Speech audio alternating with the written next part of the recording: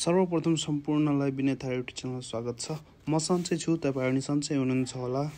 धेरैजनालाई पर्खाइ थियो होला नेपाल प्रहरीमा भर्ती भई नेपाल आमाको र देशको सेवा गर्ने। त्यस कारणले गर्दा नेपाल प्रहरीको विभिन्न समूहहरूमा भर्ना खुलेको हुँदा इच्छुक भएकोले नेपाल प्रहरीमा आवेदन दिन सक्नुहुन्छ। धेरैजनाले अब कुन समूहमा खुलेछ भन्ने जिज्ञासा होला। 1 नम्बरमा इन्जिनियरिङ, 2 नम्बरमा केनाइन, 3 नम्बरमा विधि विज्ञान, 4 नम्बरमा स्वास्थ्यतर्फ र 5 नम्बरमा इन्जिनियरिङ नै छ। र यसमा अब संख्या कति छ होला भन्ने पनि जिज्ञासा कतिको छ होला। यसमा टोटल संख्या रहेको छ 116 जना रहेको छ।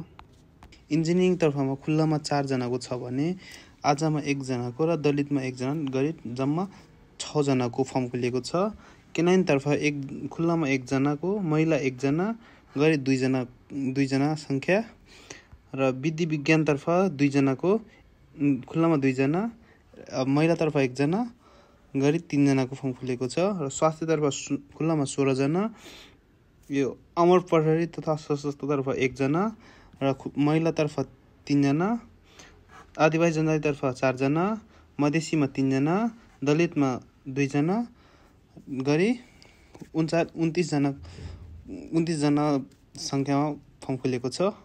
र इन्जिनियरिङ पदमा 41 जना, अमर प्रहरी तर्फ 2 जना, महिला तर्फ 6 जना, आदिवासी जनजाति तर्फ 10 जना, मधेसी तर्फ 10 जना, दलित तर्फ 5 जना, पिछडिएका वर्ग 2 जना गरी 116 जनाको फर्म खुलेको छ।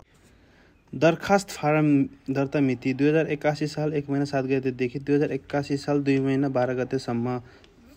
समय बिहानको 10 बजेदेखि कार्यालय समयसम्म, सार्वजनिक बिदा बाहेक। अब फारम कुन कार्यालयमा भर्ने हो भन्ने थाहा छैन होला। कार्यालयहरूको नाम भन्छु म, नोट गर्नु होला। कोशी प्रदेश प्रहरी तालिम केन्द्र विराटनगर मोराङ। 2 नम्बरमा मध्य प्रदेश प्रहरी तालिम केन्द्र जनकपुर सम्पर्क कार्यालय राजविराज सप्तरी। 3 नम्बरमा रहेको छ बागमती प्रदेश प्रहरी तालिम केन्द्र दुधौली सिन्धुली। 4 नम्बरमा रहेको छ गण्डकी प्रदेश प्रहरी तालिम केन्द्र पोखरा कास्की। 5 नम्बरमा रहेको छ लुम्बिनी प्रदेश प्रहरी तालिम केन्द्र बुटोल रूपन्देही। 6 नम्बरमा रहेको छ कर्णाली प्रदेश प्रहरी तालिम केन्द्र सुर्खेत हाल नेपालगञ्ज बाँके। 7 नम्बरमा रहेको छ सुदूरपश्चिम प्रदेश प्रहरी तालिम केन्द्र दिपाल डोटी। 8 नम्बरमा रहेको छ जिल्ला प्रहरी परिसर काठमाडौँ। 9 नम्बरमा रहेको छ जिल्ला प्रहरी परिसर ललितपुर। 10 नम्बरमा रहेको छ जिल्ला परिसर भक्तपुर र 10 नम्बरमा रहेको छ सम्पूर्ण जिल्लाको जिल्ला प्रहरी कार्यालय। आवश्यक न्यूनतम योग्यताहरू: शैक्षिक योग्यता मान्यता प्राप्त शिक्षण संस्थाबाट कम्तीमा एससीई पूर्ण गरेको तथा मान्यता प्राप्त तालिम संस्थाबाट कम्तीमा 1 महिनाको सूचना प्रविधि विषयको तालिम सिप प्रमाणपत्र प्राप्त गरेको। नैतिक पतन देखिने फौजदारी अभियोगमा सजाय नपाएको। राजनीतिक दलको सदस्य नरहेको। आतंककारी संगठनको सदस्य नरहेको। आँखा -2 वा +2 भन्दा बढी कमजोर नभएको। उचाइ, छाती र तौल: पुरुषको हकमा उचाइ 5 फिट 2 इन्च र छाती 31 बाइ 30 भएको।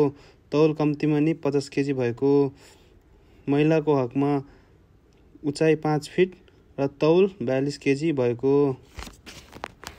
थप जानकारीको लागि मेरो युट्युब च्यानललाई सब्स्क्राइब गरी साइडमा भएको बेल आइकनलाई प्रेस गरिदिनु होला।